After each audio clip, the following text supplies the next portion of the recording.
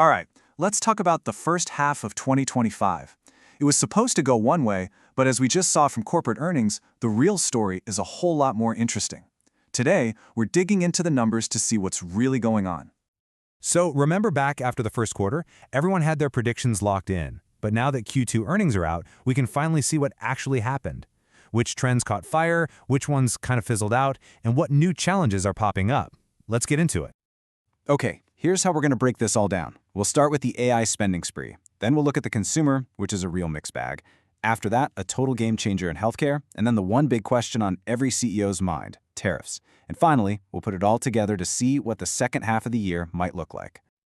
All right, first up, the biggest story out there, AI. If Q1 was the warm-up, Q2 confirmed it. This is a full-blown spending arms race. So Google just comes out and drops this number that made everyone's jaw hit the floor. $75 billion in capital spending for the year. Just to give you some context, that is a staggering amount of money, and almost all of it is going straight into the technical infrastructure, the servers, the data centers that powers this AI revolution. And it's not just Google. Microsoft is right there with them, spending over $30 billion on their own AI infrastructure in just one quarter. They're calling it a response to strong demand signals, which is really just corporate speak for, we literally can't build this stuff fast enough. And all that spending creates a huge bottleneck on the supply side. This quote from the CEO of TSMC, the company that makes the most advanced chips in the world, says it all. They can't keep up. Demand is so high that not only is their newest N3 chip capacity totally booked for years, but even the last generation, N5, is still incredibly tight. The demand is just absolutely off the charts. And here's the kicker. This isn't just the tech giants buying up all the hardware anymore. Check out these numbers from Cisco. Their orders for AI gear from regular, big companies have blown past $1 billion for the year. This is a huge shift we saw in Q2. It means we're past the experiment phase. Real businesses are now building serious AI capabilities. So, while the AI story is one of just pure acceleration, the story for the consumer, well, it's a lot more complicated. If Q1 hinted at a split, Q2's earnings reports really drew a sharp line in the sand. We've got clear winners and losers here. I mean, just look at this contrast. On one side, you've got a value-focused place like Walmart, and their global e-commerce just exploded by 25%. People are clearly hunting for deals and convenience.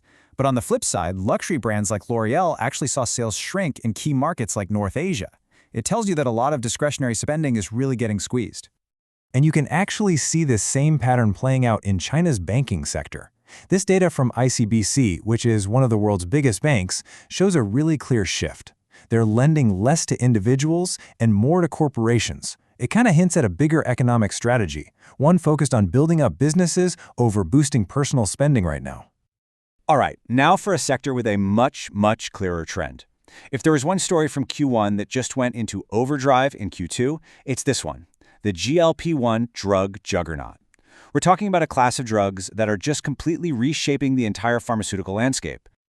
The numbers here are just wild. Look at Novo Nordisk. Their overall obesity care sales shot up 47% in a year. And check out the shift. Sales of their new drug, Wegovy, jumped 64%, while their older drug just plummeted. The entire market is sprinting towards the newest, most effective treatments at an incredible speed.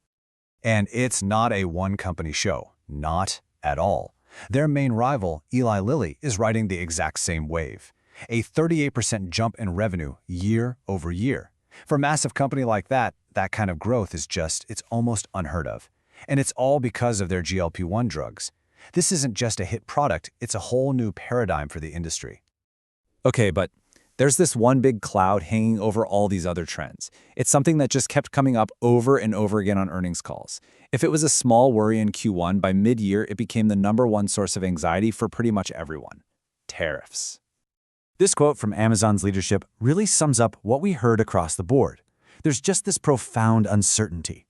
Nobody knows what future trade policy is going to look like, which makes it incredibly difficult to plan anything, from inventory to pricing. Then you have companies like L'Oreal, who are taking a different approach. They aren't waiting around. They're convinced the impact is coming and it's going to get worse. So their whole strategy is about figuring out how to absorb those costs themselves. They're basically bracing for a financial hit. And for a company like the drug maker AbbVie, this is a really critical point. For them, just hiking up prices to pass the costs on to customers, they're saying that's just not an option. It's not viable. So that forces them to find the money somewhere else, likely by squeezing their own operations. So what happens when you put all this together?